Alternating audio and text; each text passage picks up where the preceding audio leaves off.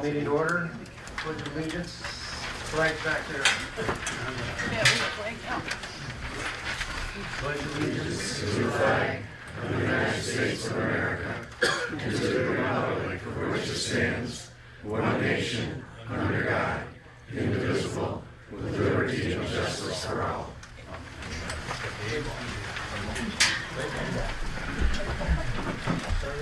roll call.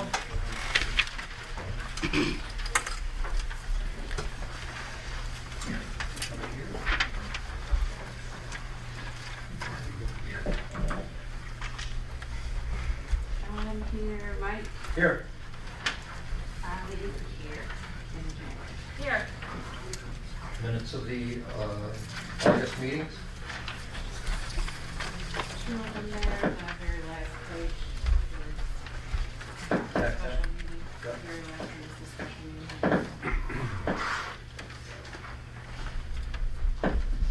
Is there any amendments? We'll dispense the minutes as written. The agenda. We make a couple of changes here. Number 11, no library report. Number 14, Mud Brothers request. It will be off. Mr. Supervisor? Yes, sir. Could we change the agenda to allow the judge to go first? You don't have to do that. You sure? You have a lot of business to take care of. This is my last thing on my day Can today. you hear I him? appreciate that, but you probably want to get some of your substance. We're gonna get it done anyway, Yeah, Judge. that's Very honorable, Your Honor. Any other changes? I would like to add some language on number 20, motion for quiet title. Just to proceed with it, not to, just the ability to proceed with it. I'll explain as we get there. Just want to make that language correct. So we need 14 and 11. 14 and 11. Public comments on agenda items. Oh, sorry, what was that? Without the agenda, oh, motion, I'm sorry. Bobby makes that motion. Is there support? And support's all in favor? Public comments on agenda items. Okay. Correspondence, we did receive one email from Brian Fulford regarding the appointment of an assessor, and they did have one FOIA request, which I fulfilled, which is simply an assessment card for a piece of property. Okay, treasurer's report and bills. You have your cash summary in your folders and the bills as well.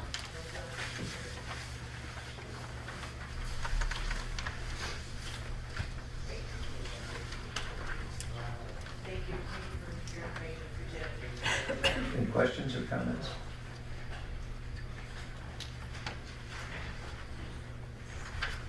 Motion to pay the bills? Hang on just a second. Okay.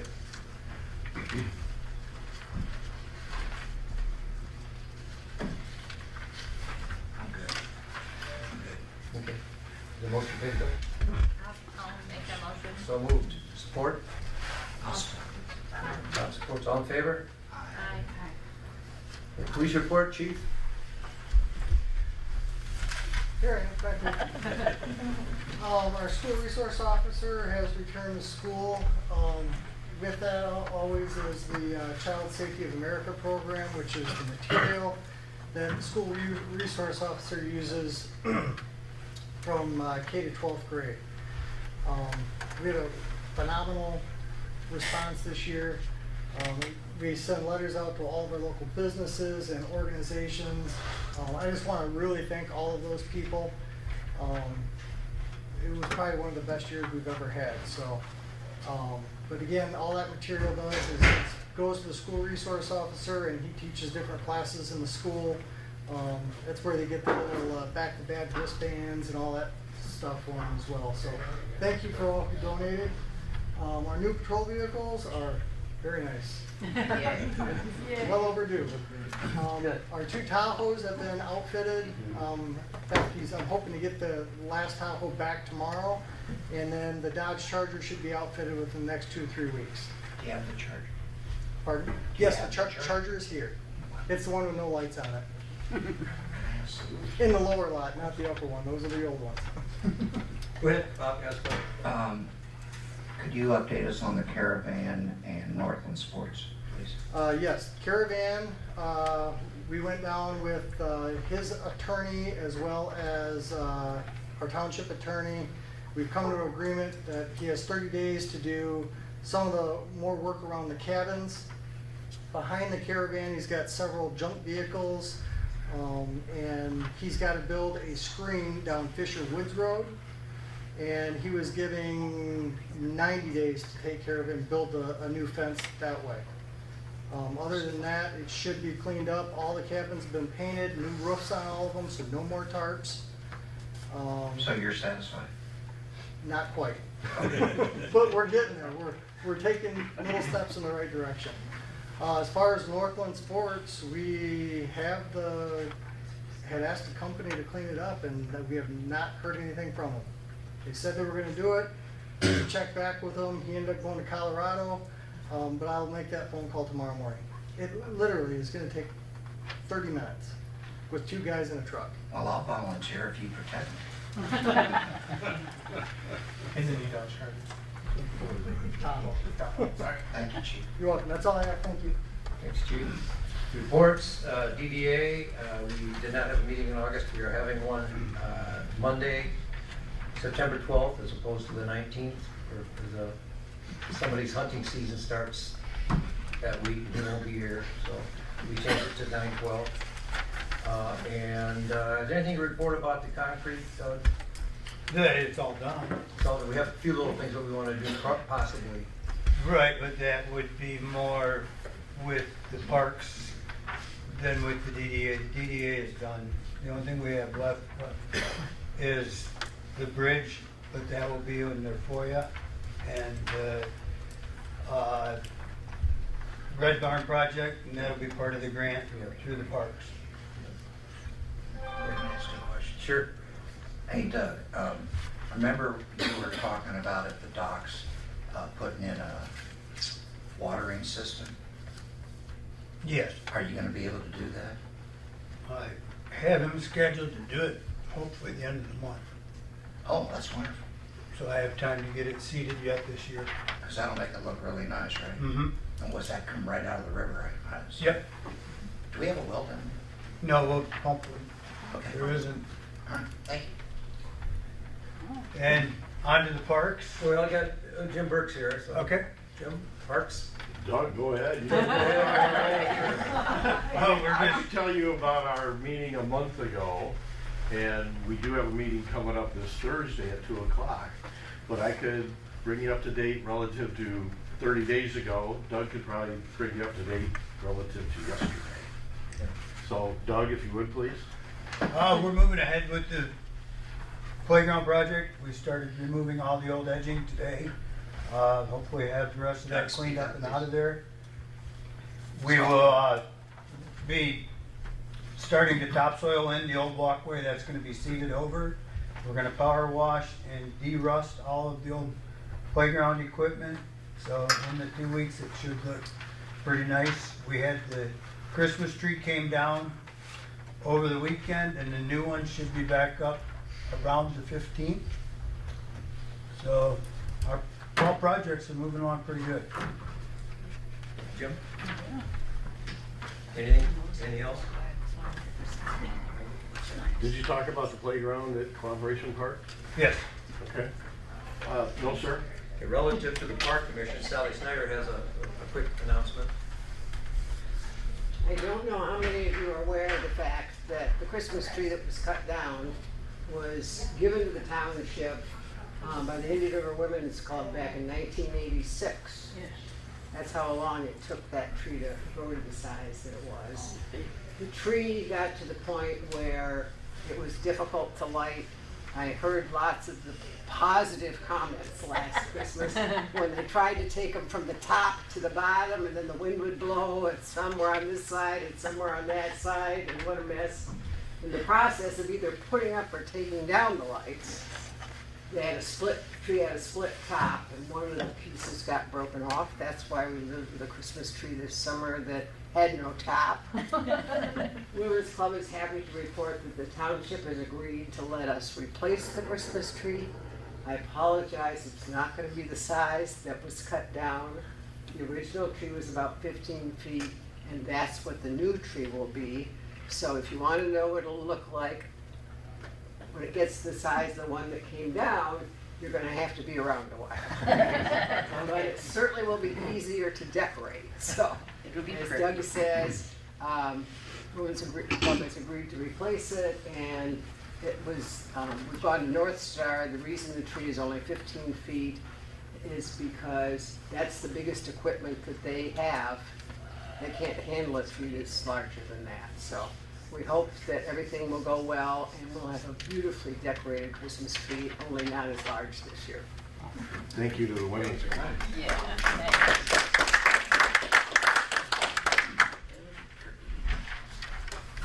I just wanted to add the other thing that the Women's Club is doing is purchasing a new swing set for Marina Park.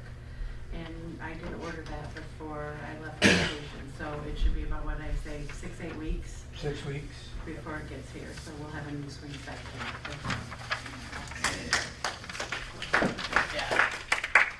Okay, thank you very much, Quadrangle, everybody that participated in that report. Cemetery, on behalf of Laura's office, the sexton doing with the cemetery work.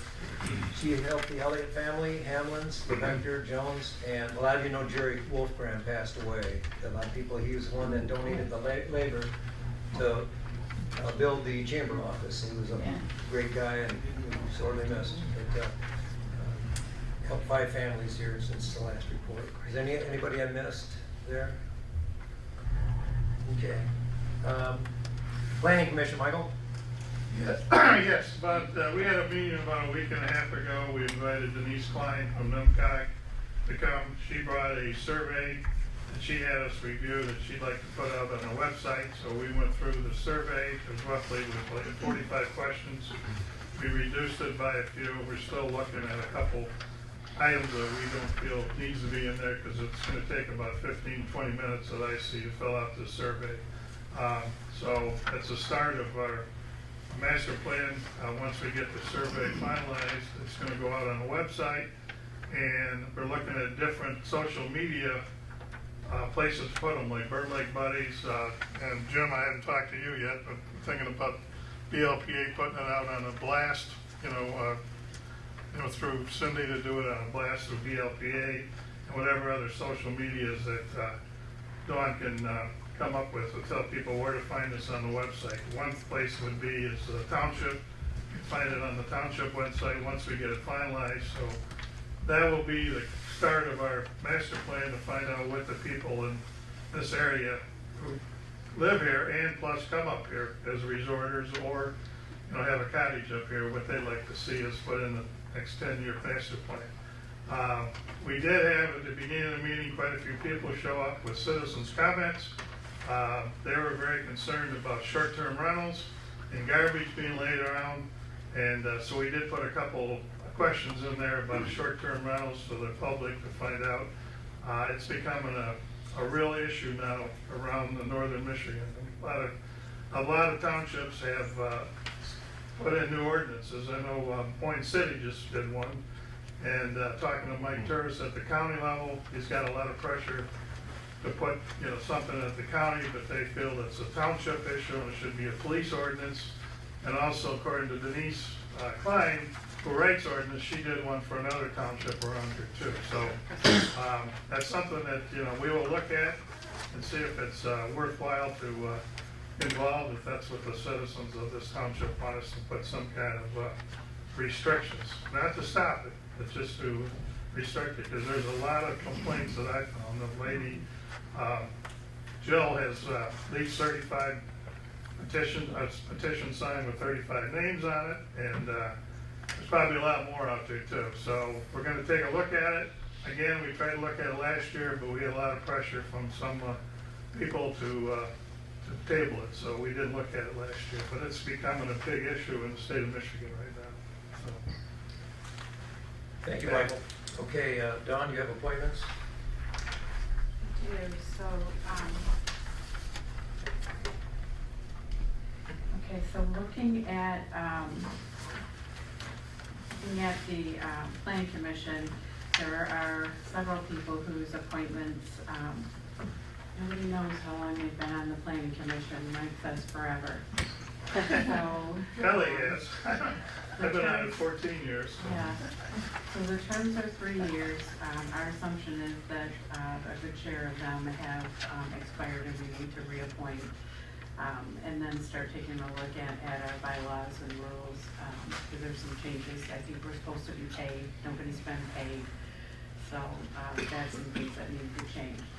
So today, we're looking at the people that have expired. It's Mike Shervany, Jane McGinnis, John Chams, John Thompson, and Kelly Ashford. Those are the 4 that we need to reappoint. Is Mr. Knight still? No, he's resigned. Yeah, Yeah, he's he's still. Yeah. We fix that. So we have what, five names, 6 names? 5. 5 names. You want me to just go one by Yes, one? one more time. So Mike Shervany, Jane McGinnis, John Chams, John Thompson, and Kelly Ashford. Okay, we have those names for reappointment to the planning commission. Is there a motion to accept them? Will they all be 3 years? 3 years, terms? yeah. 3-year terms. I'll make that motion. A point of order. Yes. That violates the statute 125.3815. It's supposed to be staggered terms. We've been looking for that. So Did you find it? We couldn't find it. It's right here. And I called it, after you put it on, I called MTA. She pointed me to this. She recommended that we just turn it over to the attorney because of this staggered appointment requirement. So what's supposed to happen is each year you have 1/3 of the commission being Right, redone. So like DDA. So if you were gonna do it from scratch, 2 people would be 1-year terms, 2 people would be 2-year terms, the remainder would be 3-year terms. You're ex officio, so that's no problem. So I don't know what the heck it is. Okay, well, we should, so what you're saying is they have to expire, so we just make them expire different times, that's all. So my suggestion, let's see, a city, village, or township consists of members of the planning. How many people are left that don't have expired terms? Two. When did they expire? So you just gonna do the math? Well, And when we, Mike Chairman was reappointed in June of 2016. Okay.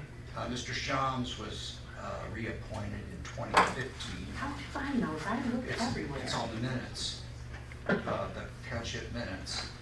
Jane, 2017, Mr. Thompson, 2016. So, you know, I'm not a lawyer, do you know how I just know what I'm reading, but it would seem to me that those that have been on the commission, the oldest, would get a 1-year term, followed by, the next people get a 2-year term, followed by a 3-year term. So it says here, I'll read it, the members of the planning commission other than ex officio first appointed, a number shall be appointed to 1-year or 2-year terms such that as nearly as possible, the term of 1/3 of all planning commission members will expire each year. So my suggestion would be, who's ever been on the commission,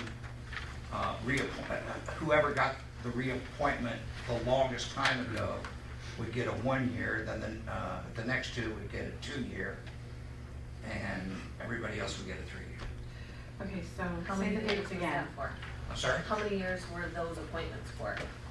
It's always- Well, whenever you did a reappointment, it was for 3 years. Okay, okay, so it should. So you're saying 2016, Mike was 2016, And Jane Mr. Shams was 2015. 15, Jane, Jane 2017, Mr. Thompson 2016. okay, what about Kelly? I couldn't, She's been on 2014. He 2014. was on it when township was Okay, founded. so what you're saying. Kelly's been a long time. February. What about Francine? She's not on She that. resigned years ago. Yeah. Okay, so, Oh, wait a minute. I think Kelly was appointed in 2014. No, No? Kelly's been on it when Craig Walden was on it back in the 80s, late 80s, early 90s, so. Well, They were the two people that I got on. I might 2008, suggest- so. Okay, Whatever you let's guys go wanna with do is Kelly. fine with me. So this is my suggestion.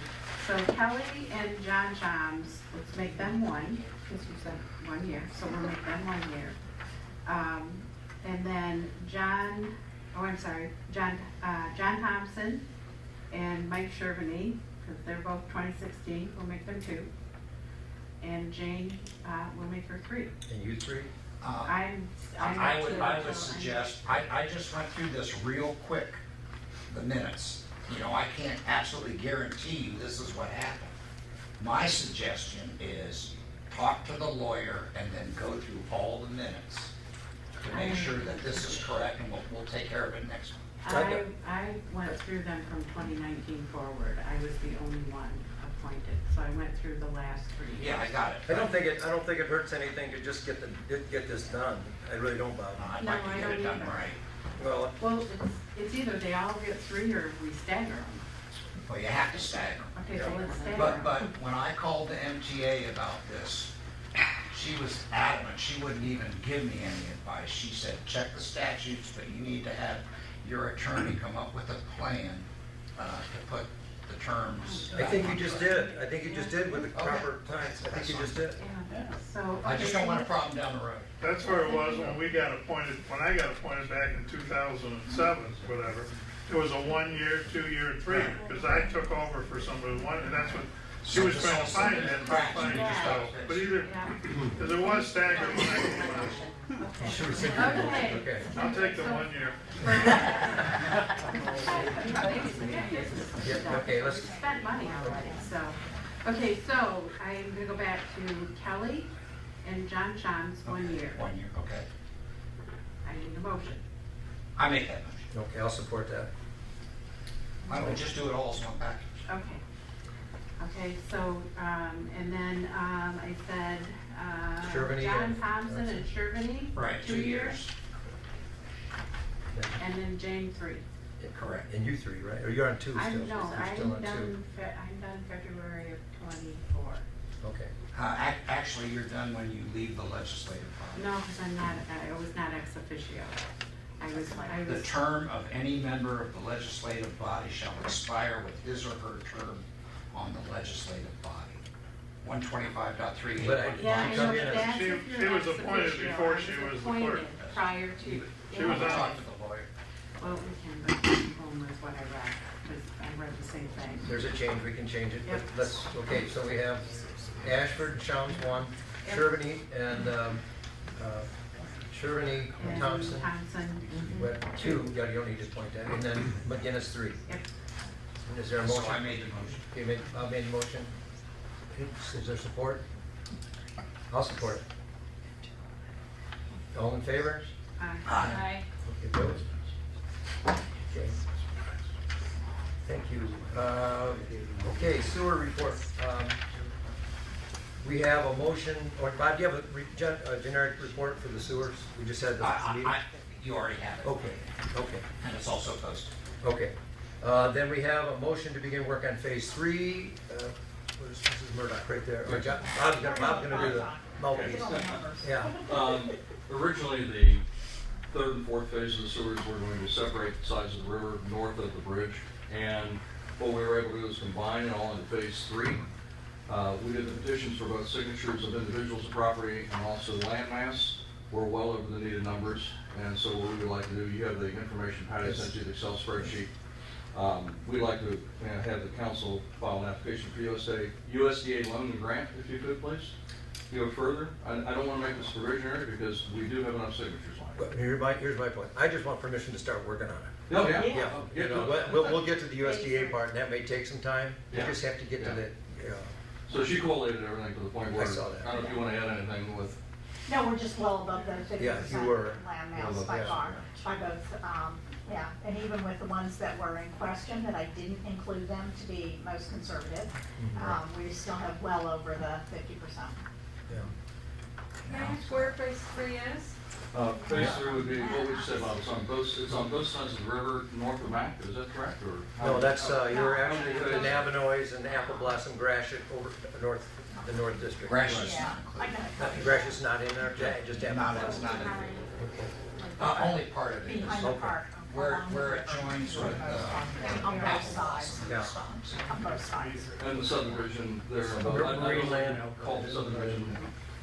Marine land, yeah. Yeah, where the canals are. Yeah. Right. Okay.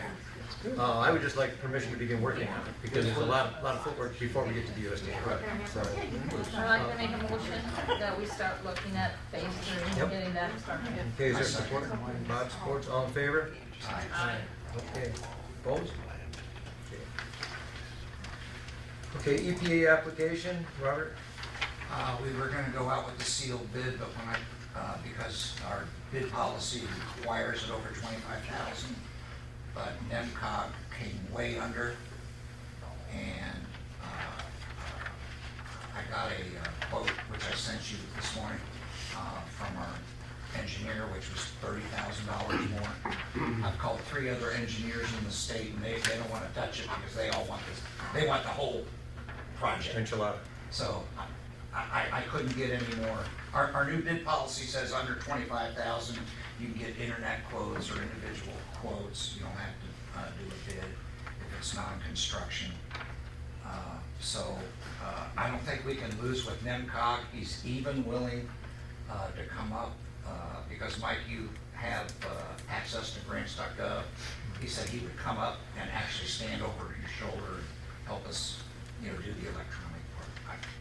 And that was a not to exceed figure. He originally said, I think if you look at it, $4,500 or so, and he just added $4,500 contingency in case the EPA or the government says, we want a few more forms.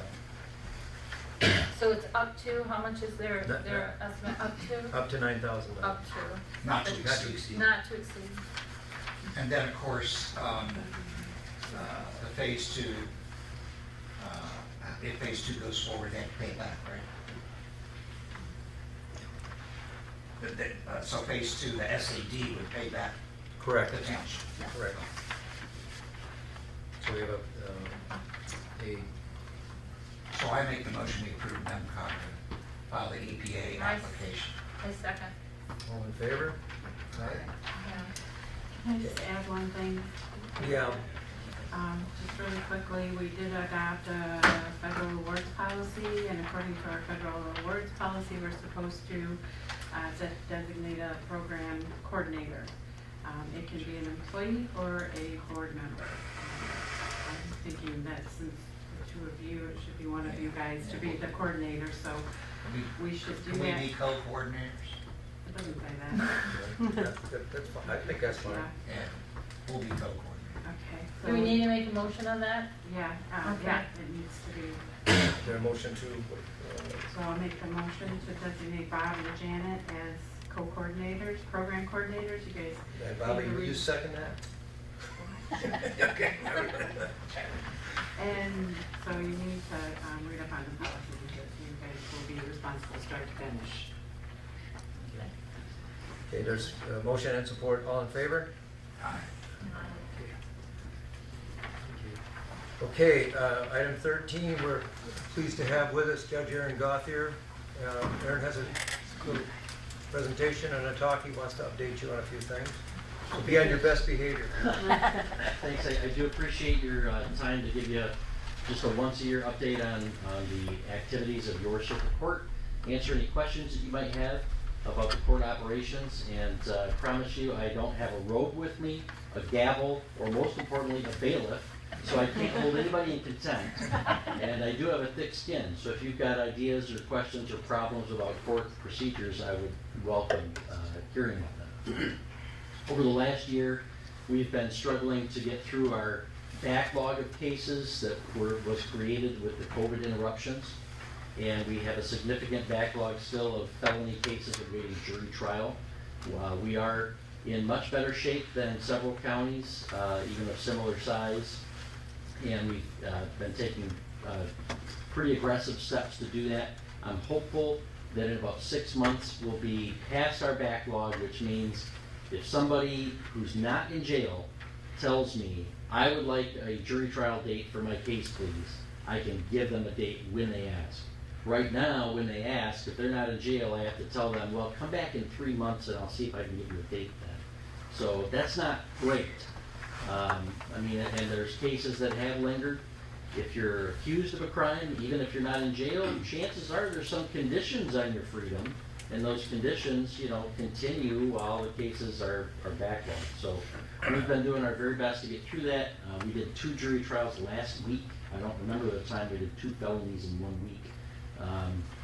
So I'm hopeful through the first quarter of next year, we're gonna get over the top of this. We're making some good progress. The other things is, you know, we're all back in person for a lot of things, but we've still used the tools of Zoom and YouTube. Mostly, you know, part of why I come down here is that public transparency and access to the courts has been a priority since I was appointed. The judicial branch is historically among the least transparent of our branches of government. And so ways that we can find to let the public in on what we're doing, I think is a good idea.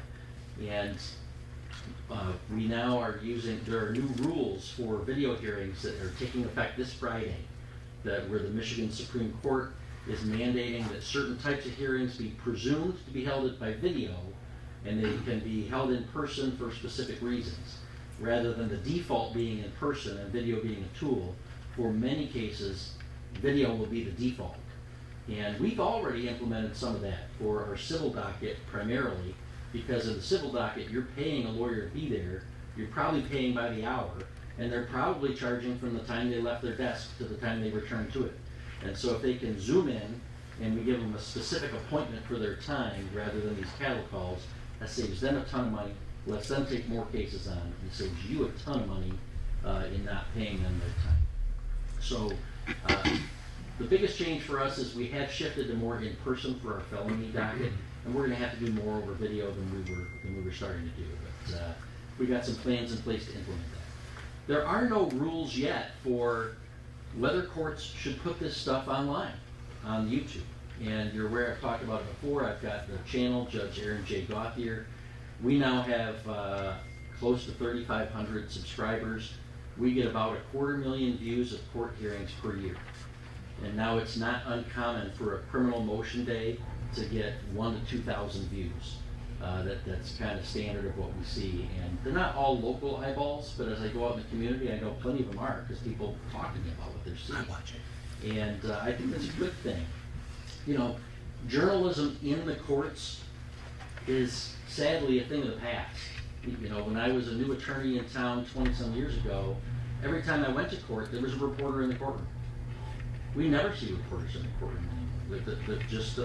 Those systems aren't the same. And even if you watch 9 and 10 or 7 and 4, what you're seeing is not so much journalism of what happened in the courts. You're seeing a prosecutor's press release or Chief Temple's press release about what happened. I mean, they do a good job with those, but you're not seeing exactly what happened.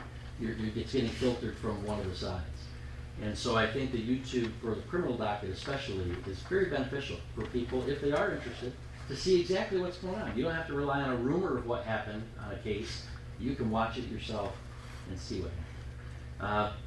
But like I said, there are no rules about that. I am on, and judges disagree about that. Not a lot of judges put stuff online now. Some do. There's a lot of opinions about that. There are pros and there are some cons that you have to think through. It's not all upside. There are some risks to doing that. And I've been asked to chair a work group for the state of Michigan over the coming year. We just are getting our members appointed by the Michigan Supreme Court. I should get a final list of who's on my work group this week, and we should begin meeting. And our job is by next July to have a package of recommendations for the Michigan Supreme Court and what the guidelines should be for local courts in terms of what they put on the internet, why and when and how. Because right now there are no guidelines for that, and it's kind of Wild West. I like to look at what other courts are doing to compare it with what we're doing, and I tuned into one, and oh my goodness, I saw a 10-year-old boy on the stand testifying about something that happened to him in a custody case, and I thought I should not be seeing this. So there's some things like that we need to get some better procedures in place. It wasn't local, it was something we had to see. So that's a primary thing I've been working on as well. I was appointed last summer to the Michigan Judicial Council. It's a new body that was created by court rule. It has about 30 people on it, some judges, some lawyers, clerks, members of the public, and that our job is to make recommendations to the Supreme Court for the administration of the judicial branch as a whole, as the third branch of government. And that's never been done, where all these initiatives are now kind of under one umbrella to think about how they all fit together. And we just came out, you might have seen some news on it, if not, check out the Michigan Judicial Council page online. We just came out with our 3 to 5 year goals for the judicial branch as a whole. And then we also have an operational plan of 8 things that we'd like to accomplish by next July. And it's, I think it's realistic, but it's ambitious. And if we accomplish those things, I think they're very good things, and you're going to see improvements in the judicial branch. I was happy to be on the council because things like that happen in Lansing, and we are not often a part of those things. I'm one of only 2 judges from Northern Michigan on the council. The other one is from the Western UP. And the other ones are a lot of times from the places you expect them to be, which is fine. That's where our population centers are. But I think it was important for us to have a Northern Michigan voice in some of the things going on. So I've been happy to do that. The other main thing we did this year, you probably saw local news about this, we were able to work with the other judges and with Representative Allor to save our district court seat.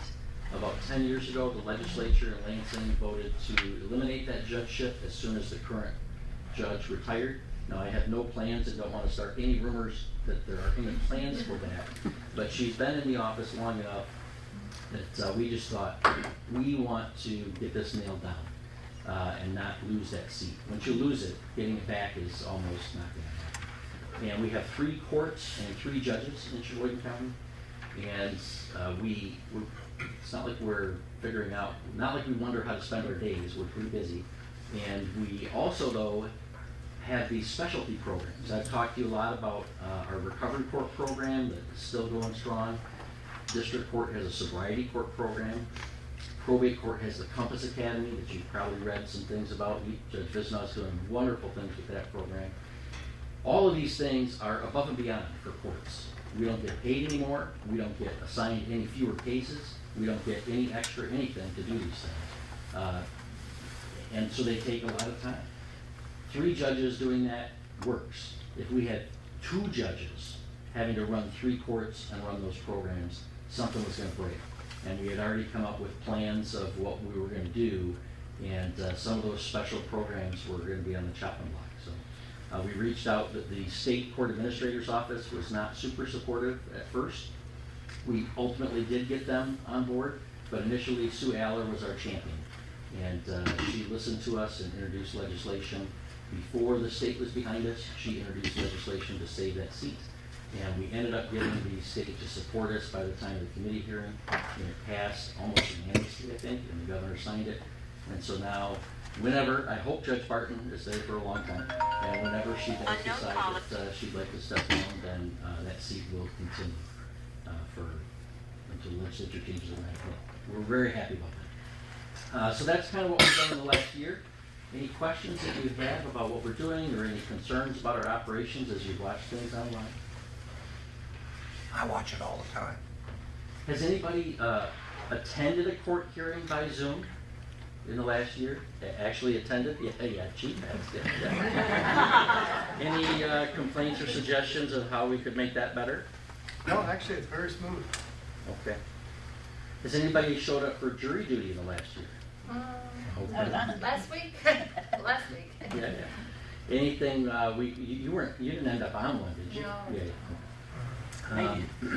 Which one? Beginning of the week or end of the week? End of the week. Oh. That was an easier one. Why do you give those over 70 and out? I don't. That's by law legislation. Oh. And it's not that they're 70 is still unqualified. 50. Yeah, well, tell me about it, because 70 is a mandatory retirement age for judges. You can't run for a judge if you're 70. And I think that's kind of silly, but that's actually in our state constitution, so that's a tough nut to crack.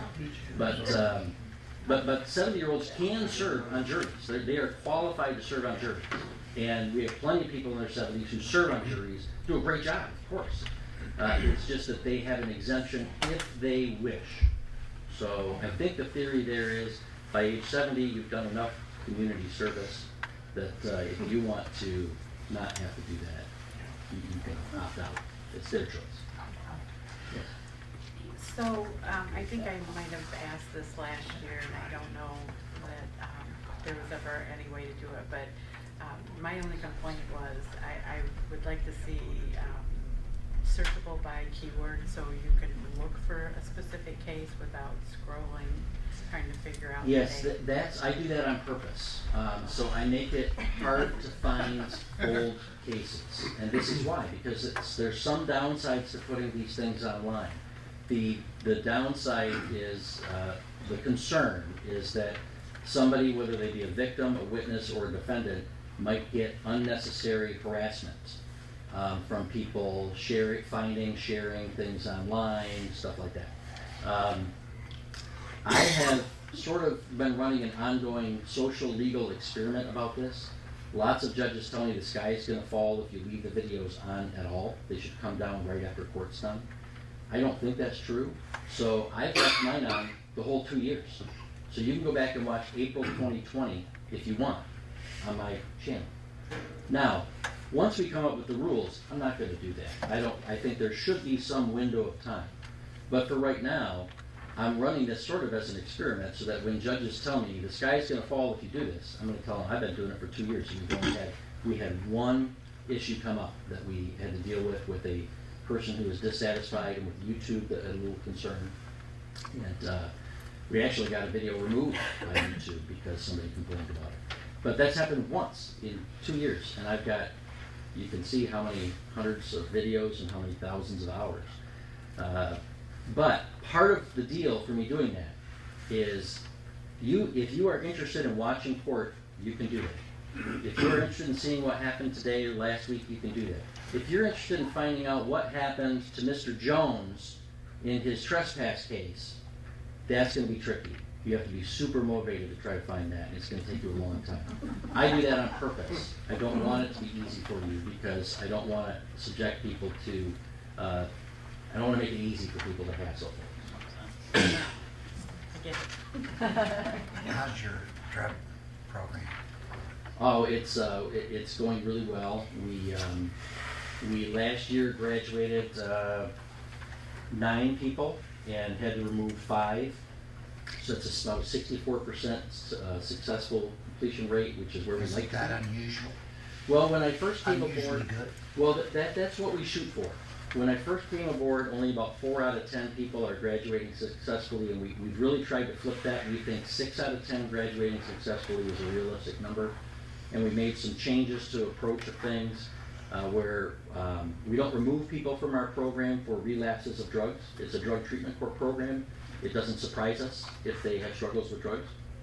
As long as they're being honest with us and they're making effort, we work through lots of relapses. But sometimes we do have to remove folks.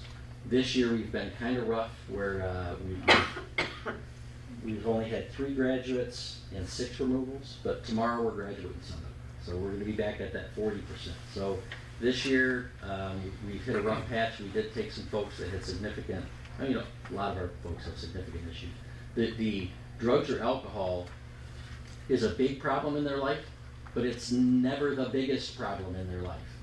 It's usually a combination of education challenges, housing challenges, relationship challenges, past personal trauma they've experienced, employment problems, mental health problems. Just physical health problems.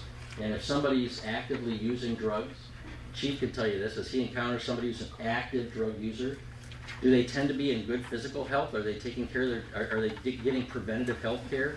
No. Are they going to the dentist and getting dental care? Are they getting eye care? They're not doing any of these things. They're not taking care of themselves. And over a period of time, they fall apart. And so when we first intervene with these folks, it's a lot more than just stop using drugs. It's now, let's make you an appointment with a doctor. Let's get you to the dentist. Let's, hook you up with a counselor. We do all these things. And some of them, the challenges are just too hard for them to see their way through. And we did have some that absconded and ran from us. And when we apprehend them, as we always do, now they're removed. Some have lied to us, and that's a disqualifier because, not drug addicts, they sometimes aren't truthful all the time. So, but we work with that if we're seeing problems. But people who've made significant, like false urine tests and things like that, we can remove people first. But the good news is the recidivism reduction is still fantastic. Our numbers are, if you graduate from our program, the state matches you with somebody similarly situated and without personal identifying information, but the state tracks like who commits crimes. And so we see who's committing crimes of our graduates versus people with similar backgrounds and criminal histories. And we have an 88% reduction in people committing new crimes by graduating our program. And that's fantastic. And it costs about $125,000 per year to run our entire program. We always have between 20 and 25 people in the program. If I send one drug case to prison for 4 years, that's more than it costs about $32,000 a year to taxpayers to have one person in prison for 1 year. So one 4-year prison sentence costs what our entire program costs per year. So it's way cheaper than locking them up. And we also get way better results in terms of the recidivism and repeating crimes. So it's good for the person and it's good for the community. It's a lot of work and it's very frustrating, but it's the favorite part of what we do. We don't get many happy endings in circuit court.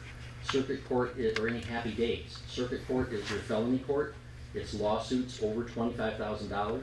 It's neighbors fighting about their property line or water rights, or zoning issues, or personal injury, or divorces, or custody. So we don't get a lot of happy days in my states. So we take them when we get them. So if we can help somebody in our recovery court program, those are among the happiest moments we get. Does every circuit court have one of these? No. You can go on the state and check who's got specialty programs. Sadly, my circuit also encompasses Presque County.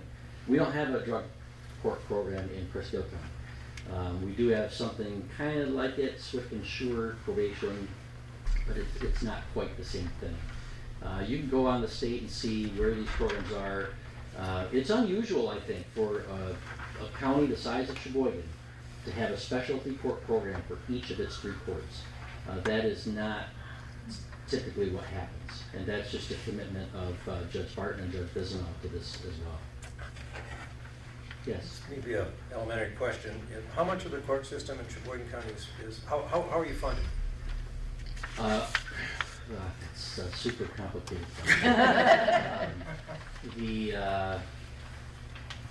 The combination of state dollars and local dollars, and some of those get assessed by judges when they sentence people, court costs, and that goes into the kitty and back to the courts. And there's a lot of growing dissatisfaction with that process. I've not met a single judge who thinks about their county commissioners when they're assessing court costs. I know I don't, but just the appearance of that, I think people have started to say we shouldn't have judges assessing court costs that fund courts. I don't disagree with that assessment. We've cut our court costs dramatically since I've been there. But that's the way it's legally set up now. There's a trial court funding commission, and the Michigan Judicial Council has tied into that, and we have some goals about that. We would like to move to a more uniform state funding of trial courts, because right now it's a real hodgepodge. Legally speaking, your local court is not a local court. I'm a state judicial officer. I'm part of the state judicial branch. There is no local judicial branch. I'm a state judicial officer. I sit in these counties because the legislature tells me to. But it's a state office. And, but it's funded a lot through the local governments, and that raises a lot of challenges. And it puts a lot of burden on local governments. Great example, the Michigan Supreme Court every so often tells me what to do, which is fine, they get to do that. But sometimes they tell me to do things that end up costing money.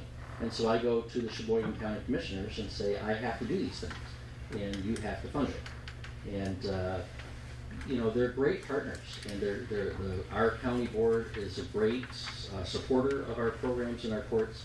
But I think that's sometimes a conversation that I don't like to bring up, like, I want to do this thing that they're telling me to do, and you have to pay for it. I wish there were a better system, and I think it's coming, but it'll be about a 5-year process. Thank you, Judge. Questions, board? Questions? Thank you so very much. Thank you, Judge. Thank you.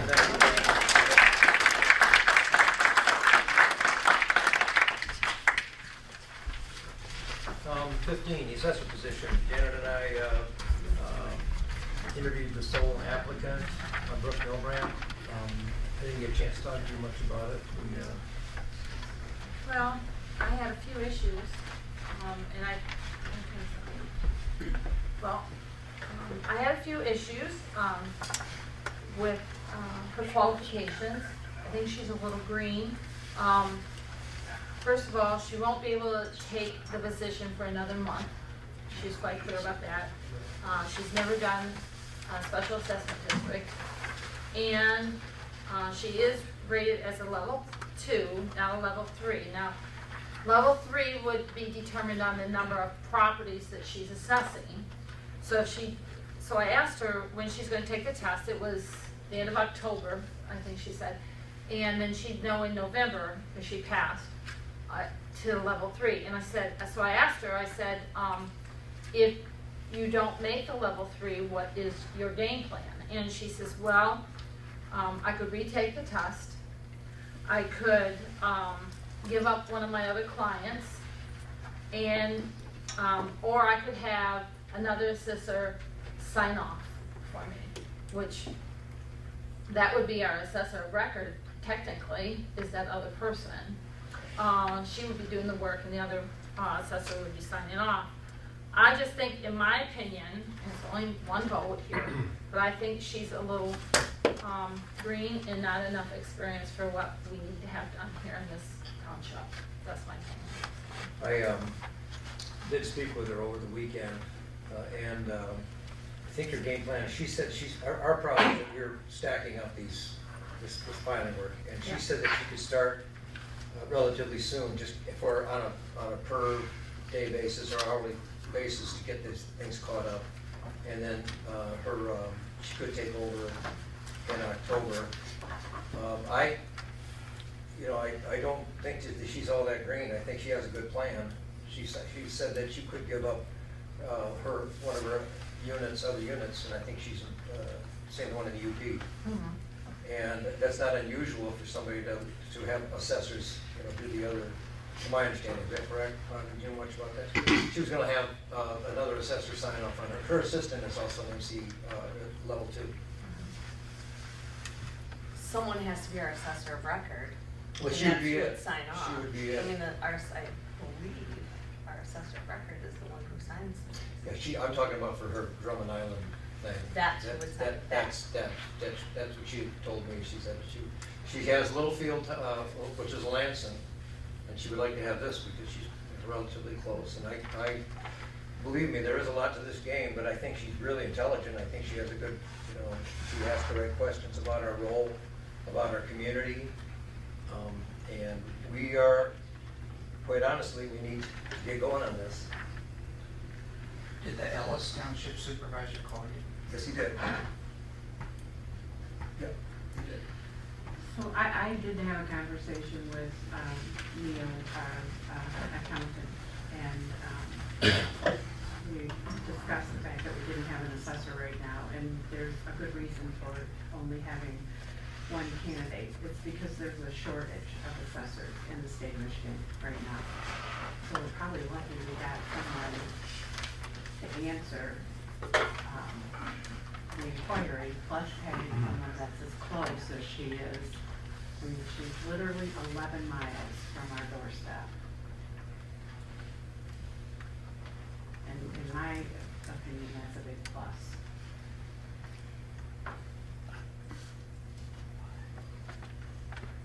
I think she'd be a good candidate for us. I do. I did it for, what, 7 or 8 years, and it's a difficult job, but she's got her mind wrapped around what the job is. I trust in what I, talked to her about, so. And I like the idea that she's gonna be in the office and have face-to-face with people that come in. We absolutely need that. It's been ridiculous, the number of people who are coming in, We have and we can't help them. the land divisions to do, and I don't know if we have a lot of those. People want them done yesterday because they need an ID, or they need a parcel ID to do a split and get financing or sell a piece of property, so. The only thing that bothers me is the Ellis Township supervisor was hesitant. Well, you said she's young, but believe me, she knows. Anybody's better than who you guys had. What's that? Anybody's better than who you guys had. And you're wasting a Point lot of of order, time. please. I think we've got to get somebody in the office and get going on this. We're already 3 months behind. Yeah. We'll save comments for public comment. Sorry, I apologize. Okay. For the assessor position, is there a motion to, Can I ask another question? yes. Did you discuss employment versus contract amounts, how things would be handled? I mean, you guys went over qualifications, but what about the logistics of what she was proposing? Didn't she say in her cover letter she was willing to consider either way? She'd prefer to be an employee, but she would do contract. I would like to, personally, I think the idea of hiring her for 2 weeks to get coming here on a per hour basis. Well, I want to see, I mean, just before she can start full time in October. Take the position. I'm sorry, I look at it, just the amount of questions that we're getting and the amount of assessing we're having to deal with. It's not, this has been sat on way too long, but I don't know. I mean, I don't think you hire her unless you're planning on hiring her. Otherwise. Well, I would say that, but she said she can come in and get going on some of these. But she can't, and she has to make, if we're gonna hire her now, she has to make a decision about Drummond Island. Because we can't legally hire her as our assessor of record with the circumstances the way they are. Okay. Not from our position or hers, because I read the law, and so. That's why she said officially she could not be our assessor until after October, sometime in October, because she'd have to figure out what she's doing with Drummond Island or with Littlefield, and I think she was leaning towards Drummond Island. So that's why she could not start. And like you said, we need someone yesterday, so. Well, Clayton McGovern has Yeah. a high enough level to come in as an intern. He did it for us before.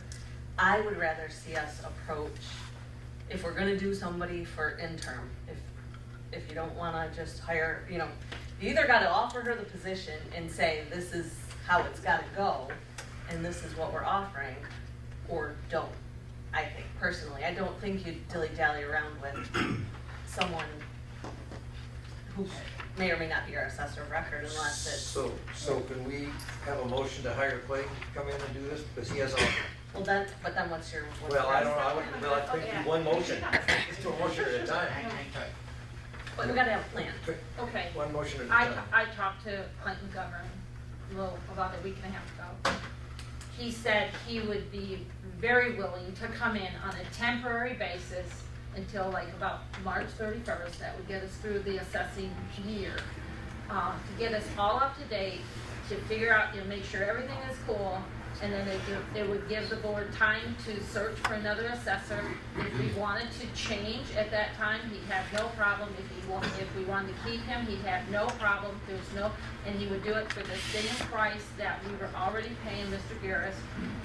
The same contract, he'd just assume the contract and just do the work. He would keep Terry to do the field work, and everything would just run the same as if Mr. Garris was still here. He said, I just catch you up to date. The only thing he would need is some IT, help with IT, right, to make sure that he would have access to the records online at his home, because that's where his office is, so he could do that there. But he would just assume the contract and just keep going. There was no contract. John was an employee. But He had an we had an employment agreement. We had an employment agreement with him. It was So anyway, he would just assume that and just keep going, and it wouldn't cost us any extra. We could get all this work caught up. He would just jump in and just do it. Is he a PLC? I don't know if she. I don't know.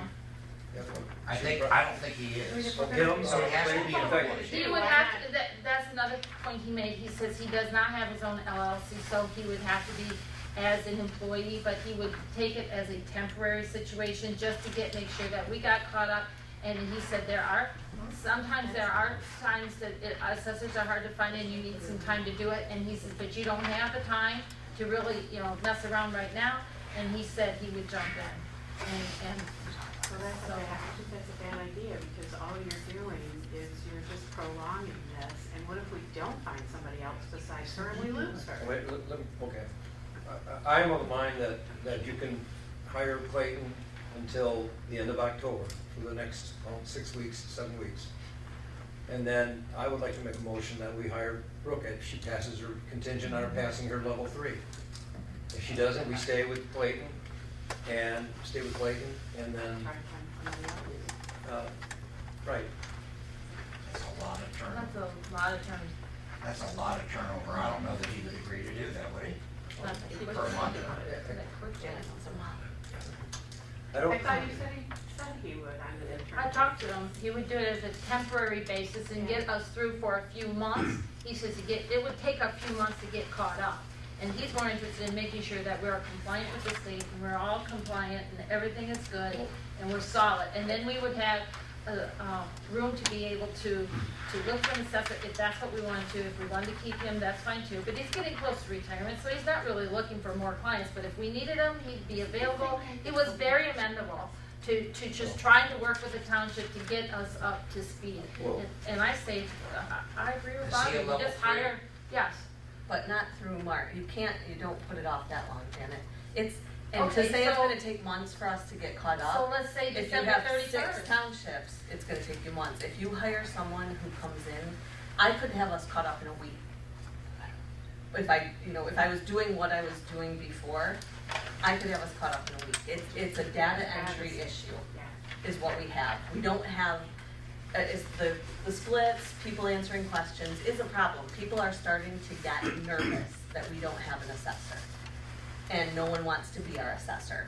That's what people are nervous about at the county level and the other levels that you talk to. So by just getting Clayton to come in and take a few months to catch up, we don't have a few months. My tax bills have to go out November 1st. I have to have my He's aware tax of bills caught that. up. He's aware of But you that. just said he was gonna take a few months to catch up. It would take a while to get caught up. I didn't say it would take him all that, but he would be willing to come on for a few months to Did he give us some breathing guarantee, room. that we'll be all caught, That's what he implied, yeah. Do you have to, let me ask you, don't you have to certify something on March 31st? Yes, we have to have an assessor. What's that called? That's our tax roll. That's our rule. We Okay. certify the roll. So, what did he say about that? He said if we didn't have someone else by that time, that he would be willing to do that. Well, he would have to become our assessor of record to do any of this stuff. Right. That's the thing that we need So an he agreed assessor to of March record 31? to So but do. why are we Good. doing this? I Anything. don't understand, why are we hiring somebody to work until March, just so we can avoid hiring somebody? That doesn't make any No, he sense said, to me. No. did you say you would continue on? If you He want, could. if we so chose. No, he's not gonna take, I can tell you that, he's not taking over our township. I'm just He saying, offered to help us. yes, that's what he offered. He didn't offer to be our assessor. No, he's not applying to be the assessor, but if we so chose and we talked to him about it, he said he might, consider it, but Yeah, I didn't. that is what he told me. Hold on, now, let's get back. Go ahead, Jim, finish your thought. So anyway, it doesn't have to be March 31st, it can be December 31st.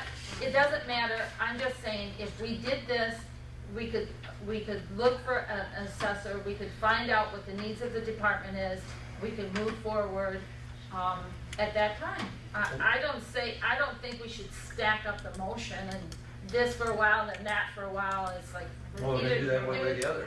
Do it as a temporary employee, just until we find something. I think that we should hire Clayton and to the end of October, or, end of October, until Brooke is taken. Why not March 31st? There's no need for that. We have a viable candidate that will take the job if she passes her test, which I truly believe she'll pass her test. If she doesn't, but wait, because I think what I heard you say was that if she doesn't pass the test, the only thing she has to do is give up Drummond Island, and then she can. Correct. But I don't, And wasn't that originally what she wanted to do, was give up Drummond Island? originally, but once, those things can change, but I would say if she passes her test, we have no issue.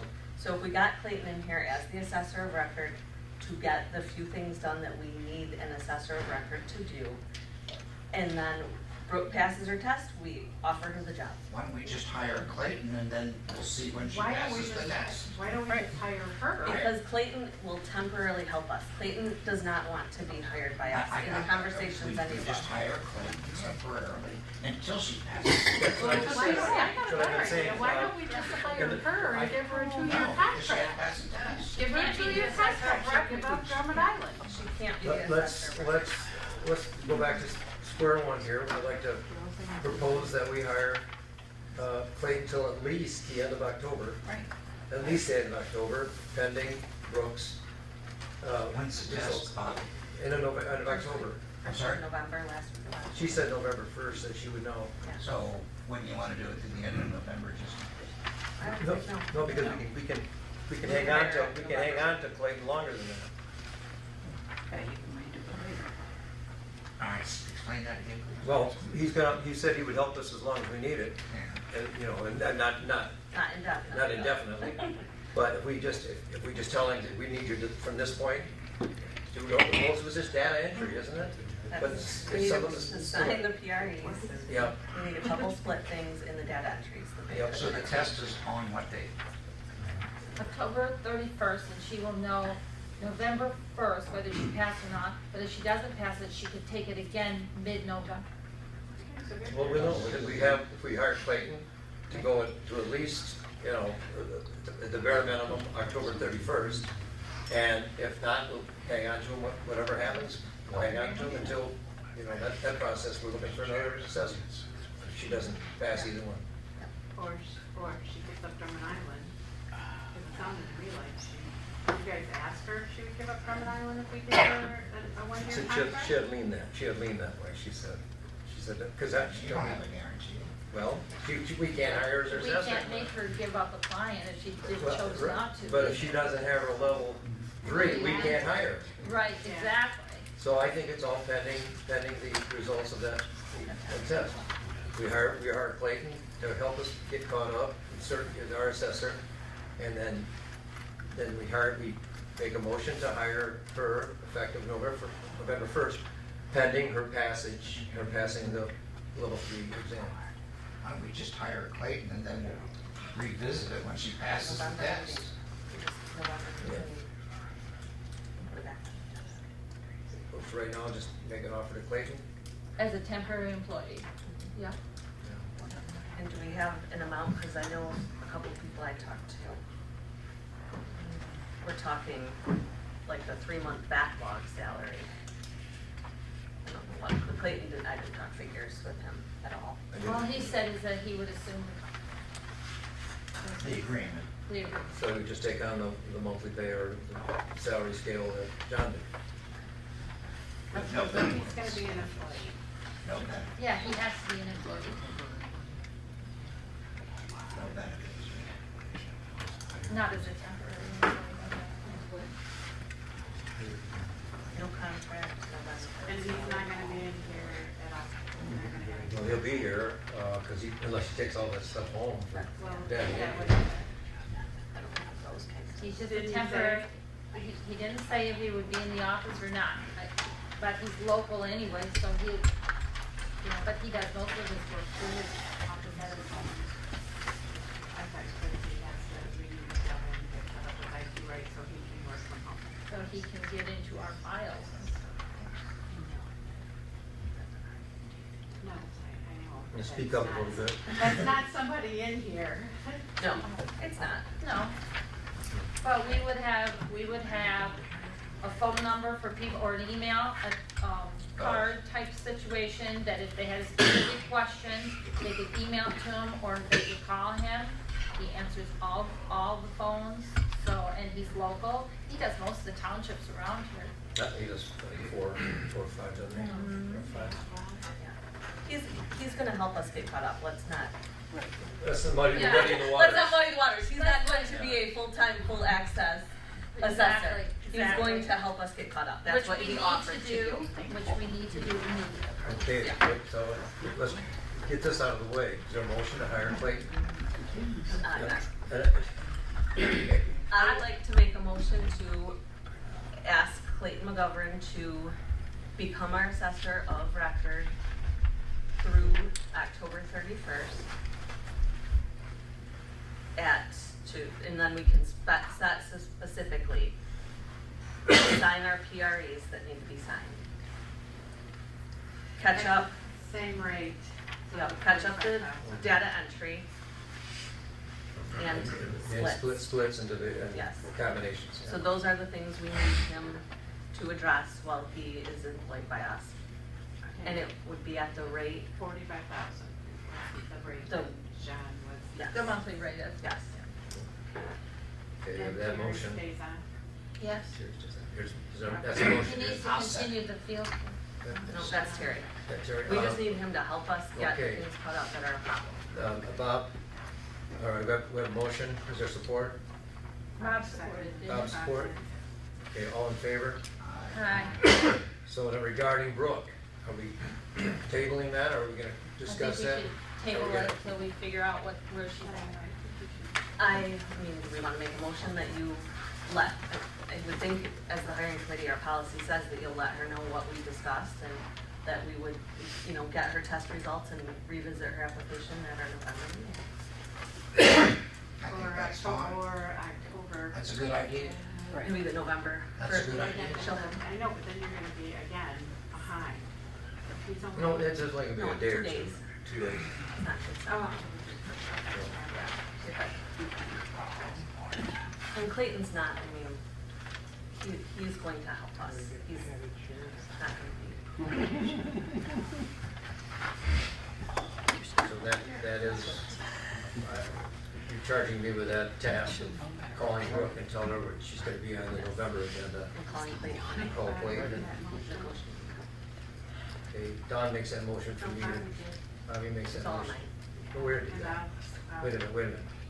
Well, did we pass your motion first already? Yes. Yes, Okay, that okay, was so that was Clayton. So the other one is for Brooke. And you should be in charge of that. Okay. Whose motion was that? Is that yours, Don? Bobby's, Yours. I'll support. Okay, all in favor? Alright. Okay, Commerce Park lot, we did have, like last meeting, we agreed we had an offer on the property with a contingency of being cleaned up in 30 days, and, He put in for a special use permit already. right, It's already scheduled right, with, at the county. Mike, we talked to Mike today, did you talk to him today? I saw it on their, Okay. on their agenda. And then, I talked to Fred this morning, he said he can have the remainder, done, fixed up and cleaned in the next 30 days, and Gary was fine with that. That's all it counts. So we just need to amend the purchase agreement, saying that it's, he has 30 more days, 30 more days, and Gary's okay, I provided an email for you. Yep. Yeah, I saw it. Okay. I will make a motion for Mike to sign an addendum to the purchase agreement with Gary to extend, we would then extend everything 30 days. Right. I So see. closing. Support, Bob supports, all in favor? Aye. Okay, airport property discussion, I put a different, in your folders, I put a color photograph in there only because I liked it a little better. Tad Lehman owns Norm Pratt's old house, and he wants to buy an additional 15 to 20 acres to the west of his property. That's what that little white square is, roughly, approximately. It's mostly swampland. I talked to Andy today, Bob, we are relieved of the limitations about moving the property because we opted out of the last couple of years of the grant. So that we went back to becoming a base area. Right? No, not from Andy. No, from PennDOT. I gotta call him back. This is my purpose, asking you, Yeah, do we yeah. want to pursue this? I have a couple of problems. Number Okay. one, I don't like that little strip. We'll never be able to get rid of that between that white spot and the road.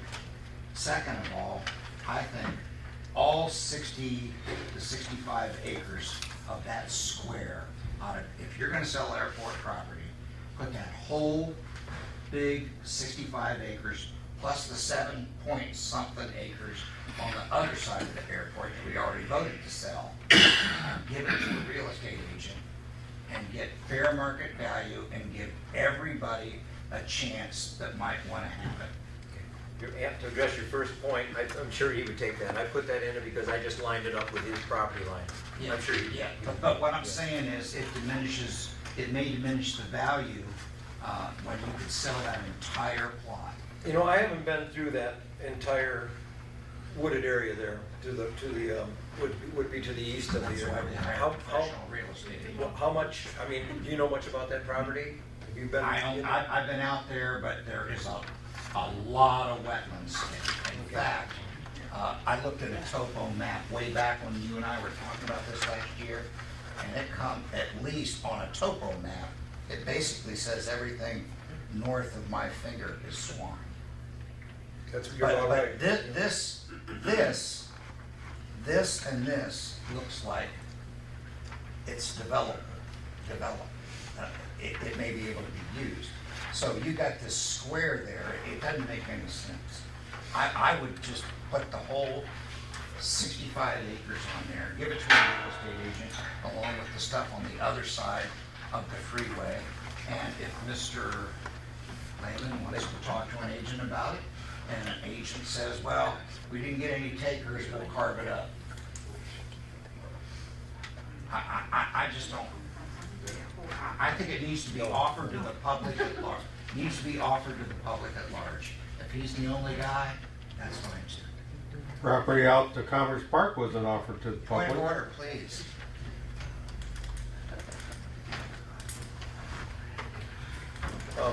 I don't like the idea of selling any of the land because I think, as I've said before, the future, there's a lot of future uses and just selling it to sell it, there's not really a good reason. I don't think that we agreed to that last month or the month before so that we can start selling property. I thought we did it to save money. Township dollars. I don't think that I didn't feel like when we agreed to make the change in the airport, that it was to be able to start selling off No, the land. you're exactly right. It was to You're save exactly tax right. dollars. You're So, exactly right. I don't see any reason to sell township property unless there's a developmental situation that warrants Well, you it. don't know if we have a developmental property, a development chance if we don't put it on the market. But it doesn't We matter got a to lot of me. action on, But it doesn't matter to me. I just don't want to see this split up no. at all. And I still would like to see the other side, because I know we could sell that easy, but, and it's of no use to the airport at all. It's still got an old skating rink on it though. Yep. So And I have that's, another problem with this land. but I'll wait till the vote and I'll tell Well, you about that. so that, is there a motion? I mean, that was the I whole make a purpose. motion, we don't sell any. That was the purpose of the, having it on the agenda, to ask if there was interest in selling it. Make the motion, we don't sell it. Is there support? Bobby supports? Don't go in favor? Okay. And one thing I want to bring to your attention, Mike, I'll talk to you. Okay, well, I'll talk to you. I'm just concerned about safety. okay, we met, next one is the gravel pit risk assessment. I think I included a,